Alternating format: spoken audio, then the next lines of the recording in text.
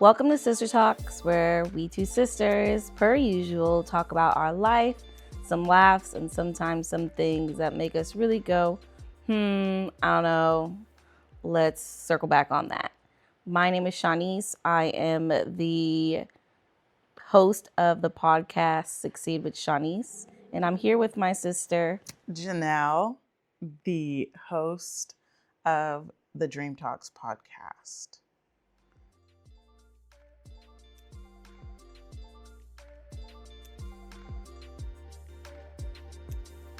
And we're also here with Louie, whom you may hear in the background. So today we are drinking our own teas. So, Shanice, what tea are you drinking? Today, I chose my big mug of tea because I needed a huge mug because it's really, really cold right now of peppermint tea. I think it's peppermint green tea. Yeah. Okay. How about you? I just mixed moringa leaves and roses and just made that tea only because I saw it in the store and I was like, oh, cool. And then I bought it because I hadn't seen it before in the leaf form instead of the powder form. So that's our teas. Leave in the comments what kind of tea you're drinking today because we're always looking for new tea infusions, tea blends, and combinations, and would love to try what you guys have. Or even new tea sets because I am in desperate need of new tea sets. So today, I have a topic. So I have decided to take a break from social media given the current state and the affairs of the crisis that we call these United States. But what I have not taken a break from was trash TV. So I've been watching a show called Southern Charm, just the most recent season. And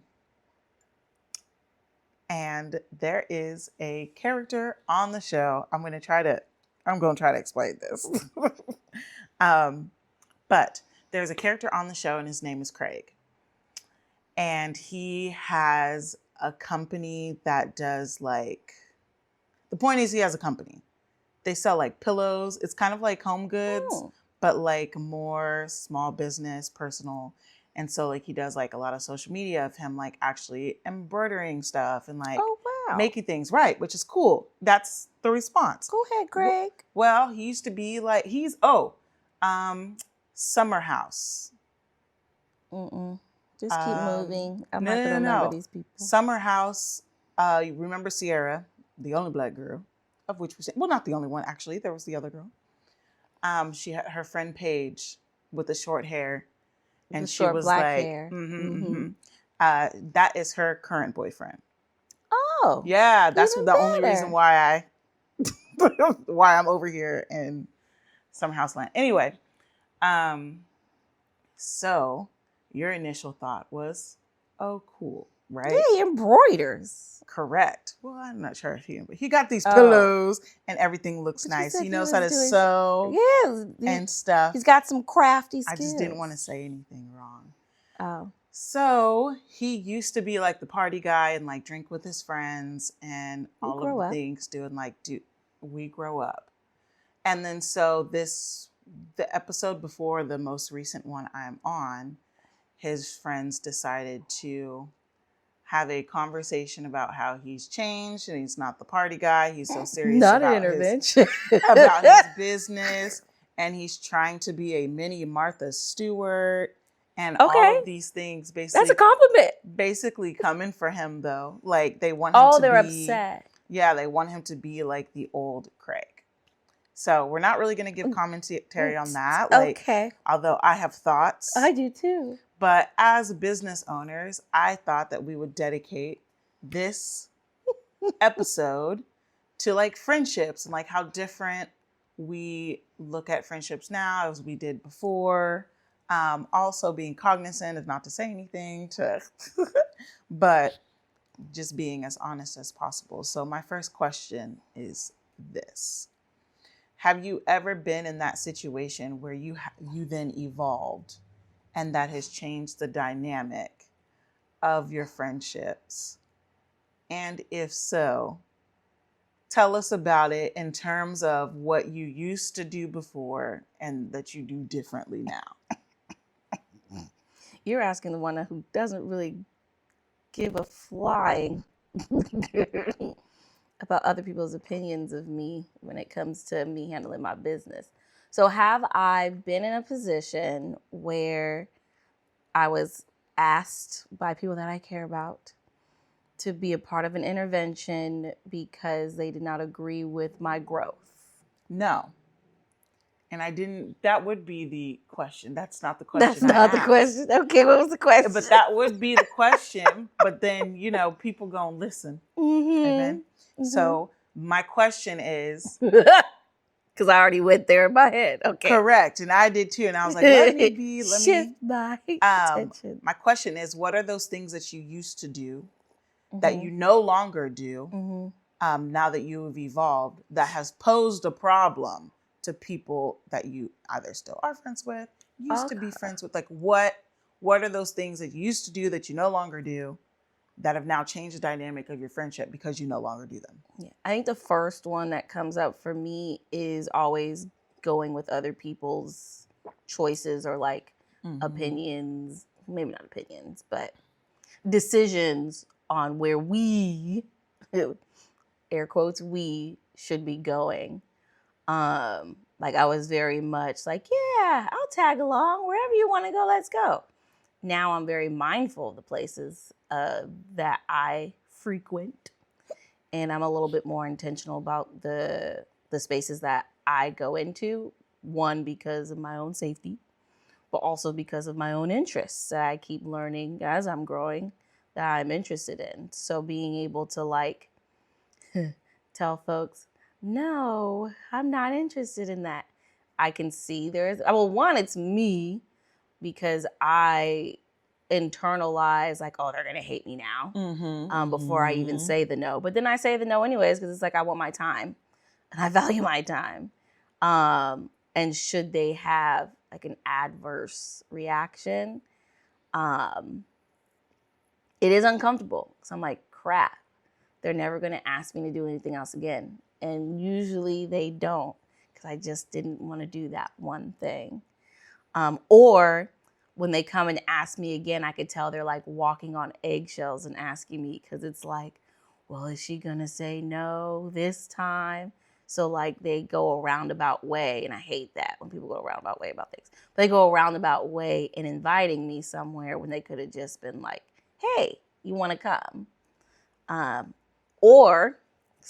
Last thing. No. Or I guess third scenario or reaction, whatever, is they will try to incentivize it based on what they think I'm interested in at that time. Mm-hmm. And that's kind of like a slap in the face to me because like I don't like don't incentivize something if you can't deliver. Okay.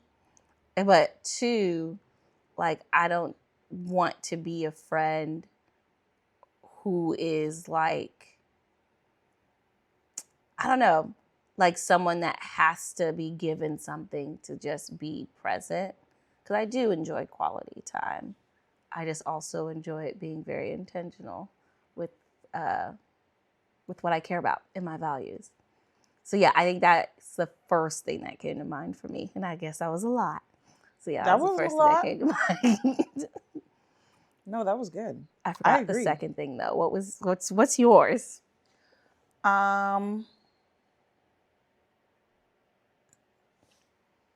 That was a good journal prompt. I would say, I know, right? We should write a journal. By the way, we should make a journal. I would say, I mean, there's a slew because there's a lot of people that I'm not friends with anymore. But like, basically, all things reciprocation. I used to, because I had so much. I mean, a lot of it's finances and boundaries. But I had things to spare, although realistically I did not.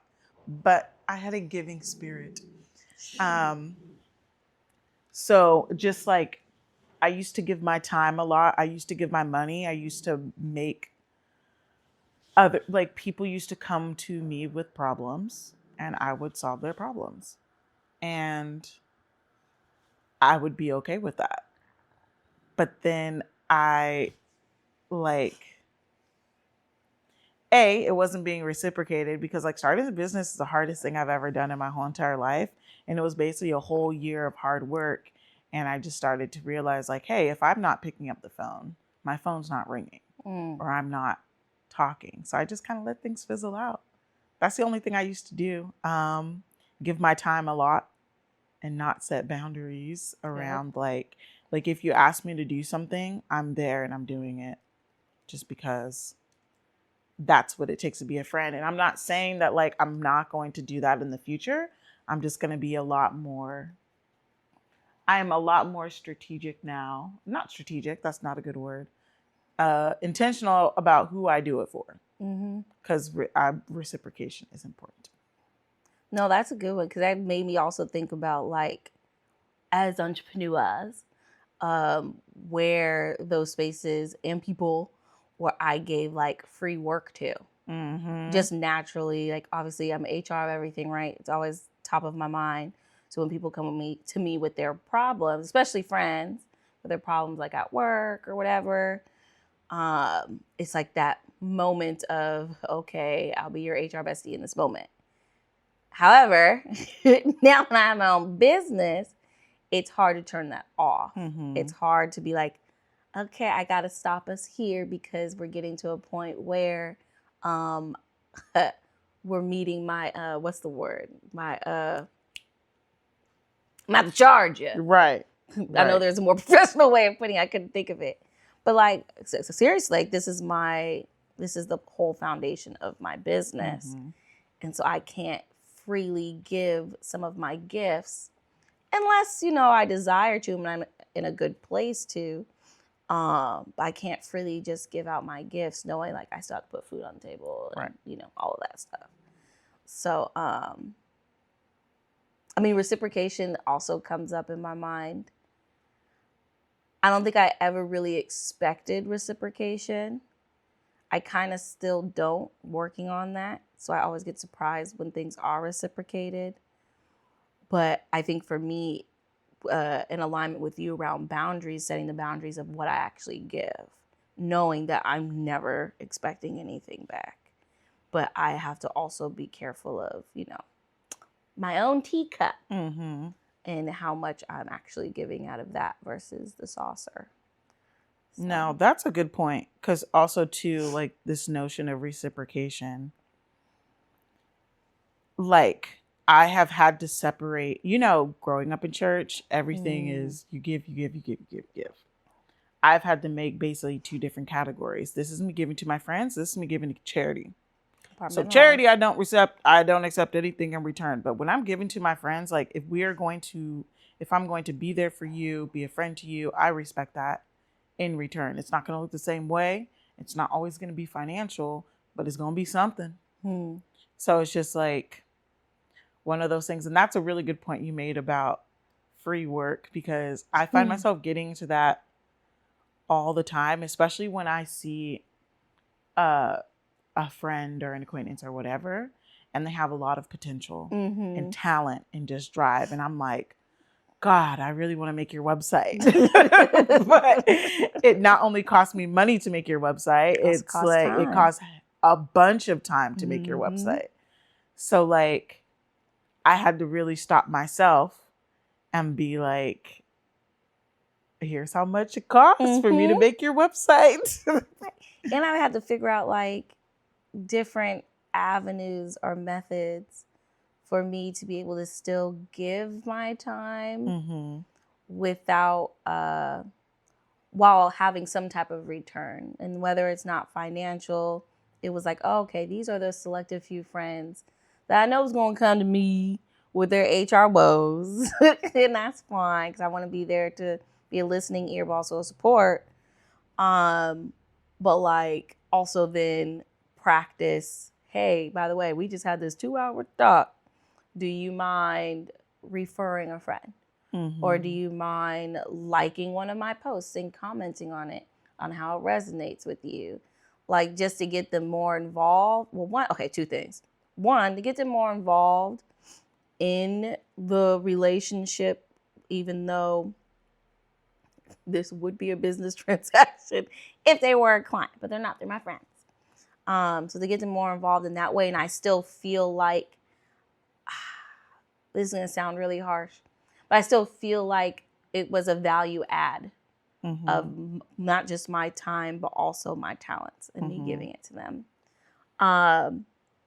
But also, sometimes I feel, and this is on me, that I am not good at sharing with folks who I am. So I never really give them the opportunity to support me. And that recently came up with a friend. I will not name names. But it was a really reflective moment in conversation with my friend, because they were saying yeah, I know you have a business and I know what you do kind of, but I don't really know what you do and how I can support you, because I want to support you. And I had to really reflect on I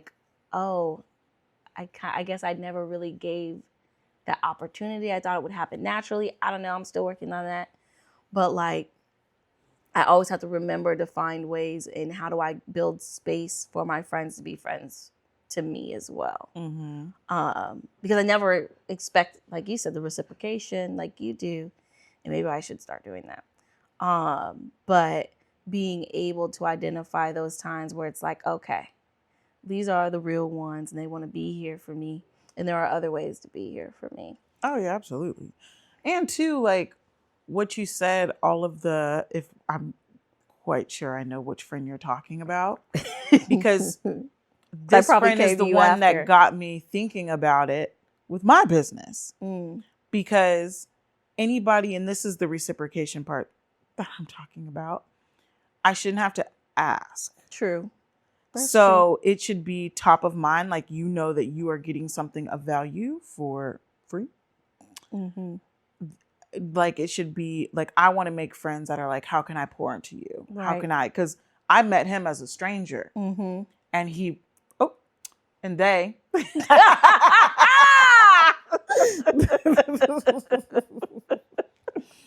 Well, there's that. And they were how can I pour in? Yeah. As a stranger. So it's just that's the expectation that I'm talking about. I expect you to want my business to be successful. And of course, I got my bestie that does it and she's great. Yeah. But just for the overhaul, a lot of people can really see what you're doing and be able to be hey, can I get this for free? But can't or don't inquire about doing the little things. And so that's something that I had to stop doing, because both of our services are very time consuming, and these bills are due. These bills are due. So every moment that I'm not doing this, it's taking away from my bills. Now, will there be a day where I just have an abundance? Sure. Right. Not today. It's not today. Today I'm paying bills. And it may not be tomorrow either. Today I'm paying bills. Hopefully it will be in the next some odd months. But today I'm paying bills. Right. And they're due. And I think, though, I have a question, because you did make a good comment about one, you have a bestie that does the things, and most specifically pours into you even with the small things. It doesn't have to be very grandiose. What does that look like? How did that even, can you describe? Be my next question. Oh, no, go ahead. Sorry. But can you describe what that looks like? How did it even manifest in y'all's friendship? So it is something that's just who she is. So I've decided I need to find more friends who that's just who they are. Just how it was natural for your friend to be hey, we got to make this big. And I'm just Announced me in a whole room and everything before I can speak or raise my hand. Right. But there are people that naturally do that, and we naturally do that. I've seen us do it. That is true. We naturally do it for people, and we've done it a lot in the past for people who would not do it for us. Right, and still has not. So it's not, I'd love to say that I've like generated that or controlled that in any type of way, but really that's just who she is. Yeah. She's just that dope. And I'm so grateful to have her. But I guess my next question was going to be kind of like a rendition of that. Like, what you used to look for in a friendship before. How has that changed now? And what do you look for in a friendship now? To be fully transparent, I never looked for friends. And so what has changed is me now focusing more on friends. I think before, and I'm kind of still that way, but I'm growing. I am okay being alone. Like, not alone like lonely, but just like in isolation. I'm okay with that. Come out, kiki for a bit, and go back to isolation. So I never really focused on building friendships. I think as I should have from an emotional, internal connection.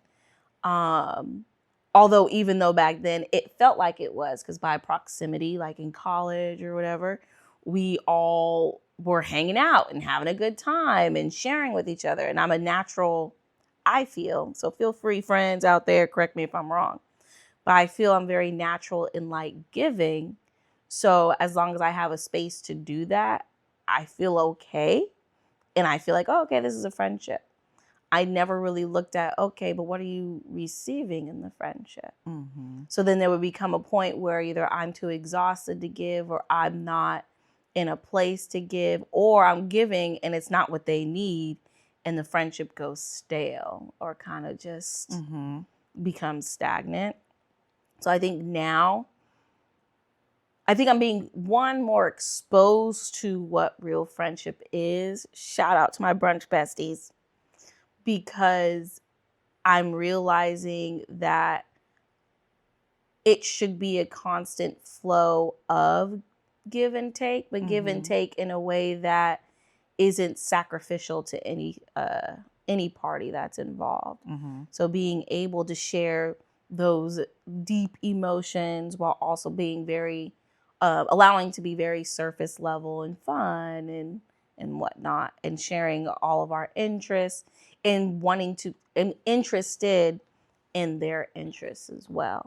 Because there are some things that my brunch besties do that I'm not too fond of or have any idea to know about.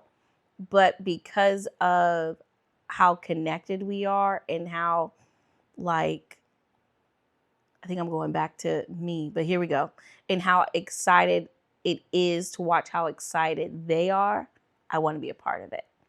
And in return, they're welcoming me with open arms without, an interview, but like without all of the extra ticking the boxes to make sure you meet certain requirements or have a certain aesthetic or talk a certain way. They they just welcome me as I am. And if we hit a place where it's a little bit of a, ooh, that hurt or that was uncomfortable, we say it. And then we move on. Well, we have a drink and then we move on. So I think as I am adulting in different ways now, I'm learning more about how I can build friendships to where I'm looking for folks who are just as open as I am and just as giving or having a heart and willingness to give as I am. And then also willing to be patient with me and learning new experiences, because I can be very rigid in some of the things I'm interested in. No, but just particular. Yeah, I like that. I'm very particular. And they appreciate my particularity. I didn't want to say rigidness, but they appreciate that and are willing to, massage it a little bit. No, just try those oysters. Never again. But, just try. So, sorry, that was a long response. No, that was good. I agree. It was a good question. I'm telling you, this would be a journal The journal prompt. Oh yeah, because it's crazy that like and I'll get to my answer in a second, but it's crazy that like the sentiments on social media when I was on there, because it's crazy now, so I'm gonna give it a break. But it's like, oh my gosh, nobody has friends. It's so hard to make friends. And like, yeah, facts. So we don't know how to do it. We've got to start talking about these things so we can make friends. But my answer is I used to, which I learned at school, honestly, and in all the activities. If you were there, we were friends. Yep. Open to all come. Hear ye. So now I always felt like I was not able to be selective. What? No, because I was also going to say, or if your mama was friends with their mama, you stuck. Naturally. You just friends. And not just friends. Not just family now. Right. See how far I wanted to go without. But I have, so now my difference in making friendships are even to have a criteria in the first place. Because it used to just be like, because I'm one where you're okay with like, I'm okay with solitude, but not a lot. Like I like having a big fat group of friends. Like my ideal would just have 20 friends. 20 close friends. And I know Grandpa used to always be like, you're going to have count them on your hands. But like, and he was right, but I'm going to put forth the effort. Right. Or, sorry, What? I won't cut you off. No. No, because I was going to say, going back to your compartmentalizing, I think I'm starting to identify compartments of my friendships too. Thank you. You kept me on. No, I'm sorry. Go ahead. I have been able, because we've talked about this before. We have the plane. The plane. And I'm in my travel era. So I have been able to first, decide that I do need some type of criteria to be my friend.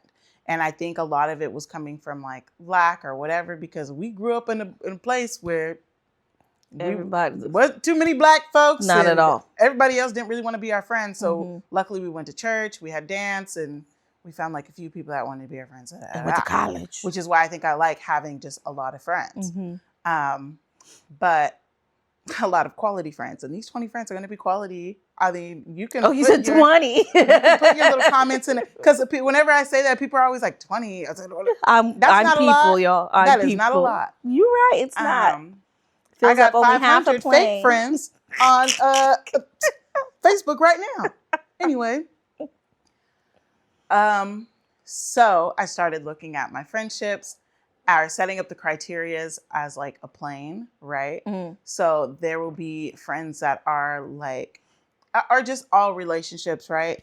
There is your co-pilot, which will be my man in the future. Interesting. I put you as my co-pilot. Oh. Where is my man sit?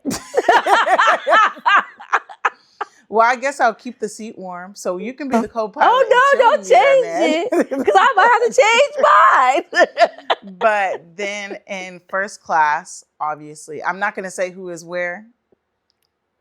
But first class, I set aside for those 20 Lisa. friends. Yeah. Or Lisa's friend. Who's Lisa's That's friend? Salt Lake City. Everybody didn't get a first class ticket. Oh, Bronwyn. Yeah. My bad. I was like, I'd love to be Lisa. Amen. She is phenomenal. Anyway. Lisa, if you're listening. Okay, girl. But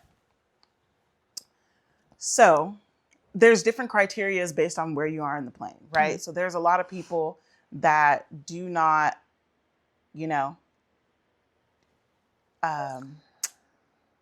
get all the amenities. Correct. You don't get all the amenities. You don't get all the features. You're going to be in economy, and that's fine. You're still on the plane because I could have left you on the tarmac. And we're all going to one destination. Correct. But you're not going to have the same amount of Unless access there's a layover and we drop you off. And there will be some emergency landings. Some detours. But you're not going to have the same amount of access that you used to have. And that's okay. I don't hate you. It's just not giving. And then so I will talk about like first class, my 20 friends criteria or what I'm looking for differently. Obviously, is reciprocation is what I'm looking for differently, but also which I learned this with my current bestie, there's a lot about like my previous friendships where I wasn't able to be like completely honest. And I naturally already have like an avoidant personality. So well, we're not going to talk about where that came from, but where I'm just, if there's something bothering me, I'm probably not going to say it. Yeah. And I had to, first of all, figure out how far I wanted to go with that, because there are some things I need to be honest and say and bring up. And so it was the first time having to do it with my bestie and be like, hey, like, I don't like this. And I realized the only reason why I was able to really do it with her is because, not that I don't care about other friendships, but I really cared about this friendship, and I did not, it would be a detriment if it went away, one. Two, I've realized, I had to put into perspective the things that are worth bringing up and things that were not. Because there are some things I believe you should just know. I shouldn't have to tell you. I shouldn't have to tell you. Something. There's a lot of things you believe. Correct. Yes. Because, which brings me to my next thing, and this is a thing that I shouldn't have to tell. So this is one of those things. Prerequisite. If you are always coming to me with your problems and I'm always fixing your problems, at some point I need to start clocking in. Because I've noticed, and it is a pattern, and it's because my lack of boundaries in the past. Don't worry, it is fixed now. But it is because my lack of boundaries that I'm doing all of these things, and I'm watching people who I consider to be my friends, such close friends, such best friends, brothers and sisters, only come to me when there's an issue. And the second their life gets good, they go with other people. Like, I never get to be around when life is good. So really, when I'm around other people, it's always draining me. And I was only drained. I was only being fulfilled or like recharged when I was by myself. And so now in friendships moving forward, I want to feel recharged I don't want to feel drained when I'm with you. Not only like draining on my bank account, draining on my gas, but like, I don't want to feel drained. Emotionally, physically, spiritually. For real. And like, there can be an exchange of that, because things are not always good. Right. But there needs to be an exchange. It should never be empty. Correct. Because in all these places, like, I can go somewhere and you can have an issue and I can help you fix your issue, but I have to be perfect. And I can never like, and it's really unfortunate because it took a lot of like passings away in our family for me to really realize, like, I don't really have a friend that I can go to and be like, I'm fucking sad today. Like, I don't want to go out to eat. And that's another thing. I'm sick of going out to eat. Oh, never mind. All people do that now is true. Is go out to eat. You need to mix it up. You do need to mix it up. And so that's another thing, like, I have to really enjoy your company. Do you have to really enjoy? Do you even like me? Right. Because there was one friend where I had to sit. He would play with the loudest toy. Louis. No. I was trying to get it by itself so I can take it out. Okay. Oh, you can't even hear it. So there's one friend that I remember being at this party and just sitting there and like watching them interact with everybody else. And I just sat and I was just like, do you even like me? Like, and I was like, that's such a crazy feeling to have. That's such a crazy feeling. Especially when you're the one who was invited. Cool. You're the guest. Too much. No, I'm talking for me. Yeah. Right. But anywho, what do you like? I don't really have another question for that. That was just the two questions. No, you said something though about the plane and the 20 people who are going to be in first class. There was something you said. See, this is why I need a notebook. There was something you said around your second point in setting the boundaries. Oh, so then when it comes to setting the boundaries, because I know us and we're Black women. I'm not even gonna be politically correct on this episode. So sorry, everyone. You can, I guess, tune out now if you don't want to hear this. But especially and tune out if you have a problem with us being Black women. I'm sorry on today. Okay, actually, I'm not. Tune out. Goodbye. Have a good day. Have the day you deserve. But as I watch society narrate the Black woman experience without having a Black woman doing the speaking, or listening to Black women, Michelle Obama, when we say that this is what we're doing, this is how it's going to be, and get with it, get lost, and they don't want to accept that, how do you structure and then maintain those boundaries in a society that tells us every day that we have to be a support to everyone else? I have a sister. Yeah. So like, and I know that's a privilege that not everybody has. True. Not everybody has a sister that they get along with. But I had to really set within... child. But which is really sad, though. Yes. Because, and it's really unfortunate, but the thing is, our stuff was manufactured, okay? It was not it was not natural for us to get along like this. Nature nurture. Whenever we got in trouble, Grandpa used to sit us both on the couch and be like, all you two have is each other. There's one day where we're gonna be gone, and and now look, one day he's gone and all we have is each other. So like, that's a privilege not everybody has, but in remembering that, anybody can go at any time. Bye. Because I have a sister. So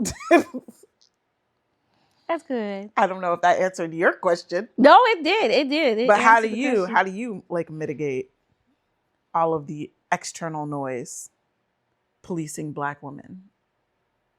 Oh, well, you know me. I don't listen.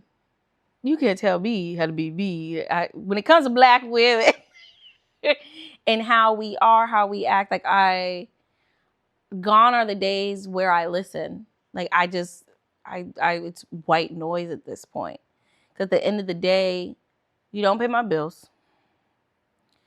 You don't do my hair. You don't provide all the necessities I need just to exist and live. So for you to have any comment about me as a Black woman or anyone else that is a Black woman and how we want to exist and live our lives, you can miss me. Now, more structurally, I think over these years, I've done a lot of like internal work in identifying what boundaries are for me. I feel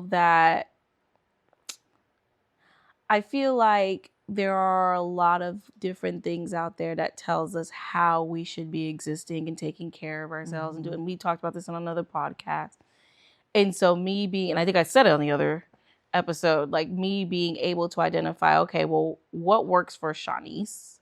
How does Shanice want to be today? And it changes, y'all. Every day it changes. So hopefully you catch me on a good day. But like I wake up every morning asking myself, okay, how do you want to be today? Like, I mean, you see me every week. I plan out for the following week. And I write in my planner, this is how I'm going to be this week. So if I want to be lazy bum, I'm going to be lazy bum. And everybody's going to get lazy bum. If I'm going to be highly productive, then I'm going to be that. If I want to be real bougie and luxurious, like on my birthday, I'm going to do that too, regardless of what anyone else says, because I've committed to myself, especially as a Black woman, to exist only as myself. One, because it's just a lot easier and it comes more natural, but two, because I've tried being everyone else already. Mm-hmm. Like I spent a decade being, well, I'm not going to call nothing out, but being what folks wanted me to be in those specific instances. And one, is draining. Two, it's hard to balance. And three, it just wasn't me. It wasn't comfortable. So much that now I have therapy once a week and I go through health challenges. So like, miss me. I've tried your way already. It failed miserably. It didn't pay me much. I'm going to do it my way now.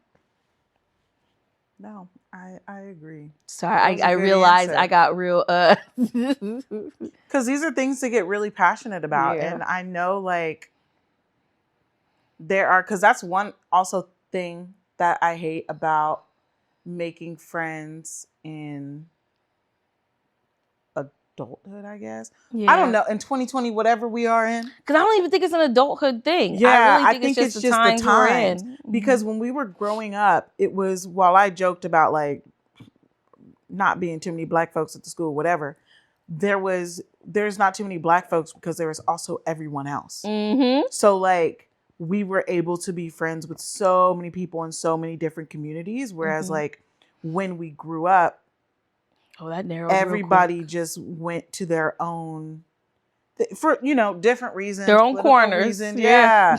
And it's just like, it's so frustrating, or it's not, I mean, it's annoying because I feel like we used to have so much more understanding when we were younger and so much respect for everybody's different cultures and everybody's like being and experiences. Right. Whether, you know, we were good friends or not, we still had that deep down respect. Whereas like now that we're older, that respect diminishes. And especially if you're a black woman, everybody's looking at you being like, you are nothing, you are ugly, you are this, you are that. But then we want you in all of our stuff. We're mad when you stay home. Like that's really the sentiment that's going on now. And then to sit there and then try to find friends within that, especially if you like value other cultures and like respect other cultures in addition to your own. But it's like some people want their friends to be windows and mirrors, which I heard it from like another podcaster. He just referred it to as windows and mirrors. He was talking about school, but it's like, I want to see myself and my friends, and I want to be able to see other, like, you know, what else is out there. Right. But the common thing is going to be respect. So it's just crazy that cannot be reciprocated for Black women. Right. And I have to start thinking about another group, which is a new group I'm exploring, is my professional friends. I didn't think that group was necessary because I was like, oh, everybody's going to just be my friend. We all going to get, no. There are some folks that they will just be professional friends. Haven't found y'all yet. Working on it. But we pour into each other differently when it comes to our respective aspirations, dreams, and careers. And it does not, going back to the plane, that's like business class, not first class where all my brunch besties are.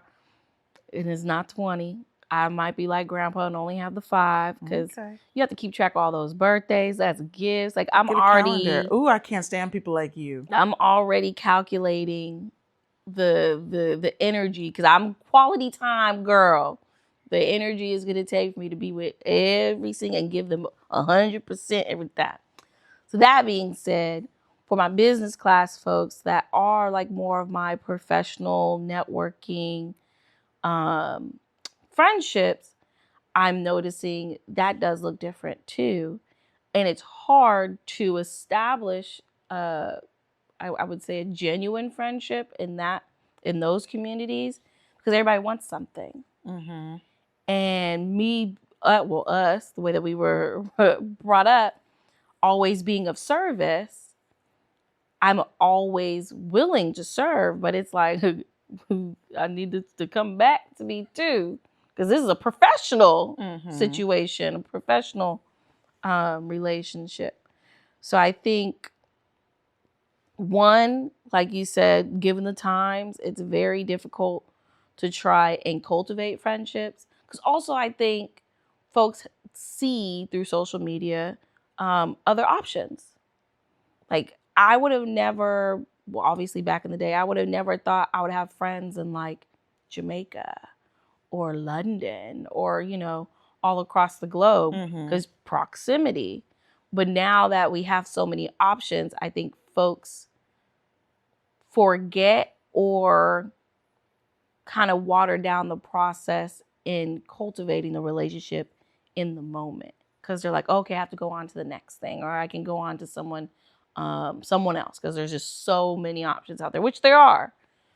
But you have to still nurture it. Mm-hmm. I think people sometimes skip that part and giving time to that. And as I said that, I forgot what my second point was going to be. So I'm going to pause there. No, that's good. Well, friendships are hard. That's my second point.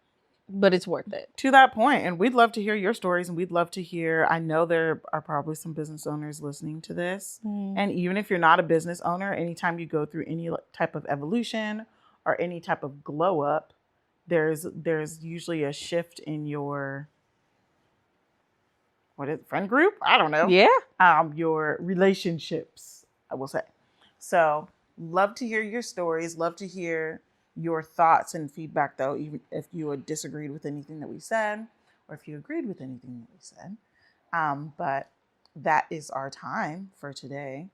And thank you so much for listening. Thank you.